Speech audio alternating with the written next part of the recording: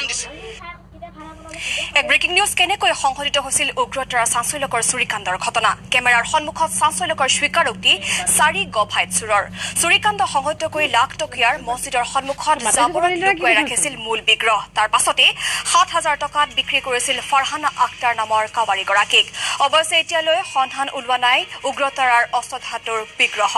বিগ্ৰহৰ সন্ধানত SIT অব্যাহত ৰাখিছে অভিযান কিদৰে সংঘটিত কৰিছিল চুৰকেইটাই এই চাঞ্চল্যকৰ চুৰিকাণ্ডৰ ঘটনা শুনক গভাইত চুৰৰ মুখেৰে মন্দিৰত সোমাইছিলো আমি চাইডটা না মন্দিৰত সোমাই তালাটো ভাঙিছো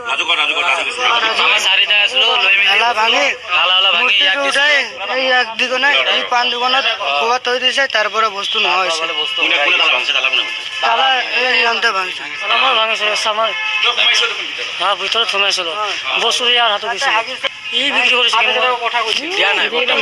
7,000 টকা কথা কৈছিল দিয়া নাই 8টাত দিয়া কথা আছিল সন্ধিয়া কিন্তু দিয়া নাই এই বস্তুটো লি কিনে ইয়াৰ হাতত দিছিল আমাৰ ৰাতিপুৱা আছিল লাকটিকিয়াত আছিল সন্ধিয়া লাকটিকিয়াত ইহঁত আছিল মছজিদৰ সন্মুখৰ ৰাস্তাত আঠগাঁও নহয় লাকটিকিয়াৰ মছজিদৰ সন্মুখৰ ৰাস্তাত কোণাত লুকাই ৰাখিছে ইয়াক সন্ধিয়া আহি কিনে দিছো মই বস্তুটো দিছিল দেৱাৰ পিছত হৰাই গেল কোনে বা লৈ লৈছে কোনতে লৈছে চুৰকেইটাই কৈছে যে আমি এই পাণ দোকানত দিছো পাণ দোকানীজনে কৈছে নহয় মোক একো দিয়া নাই গতিকে চাওক এতিয়া আমি এনেকুৱা হৈছো যে সিহঁতৰ মাজতে আপোনাৰ হেৰিটো হৈ আছে মানে লুকা চুৰি কাণ্ডটো চলি আছে পুলিচ প্ৰশাসন যিহেতু একদম তৎপৰ হৈ গৈছে এই ক্ষেত্ৰত তেখেতসকলে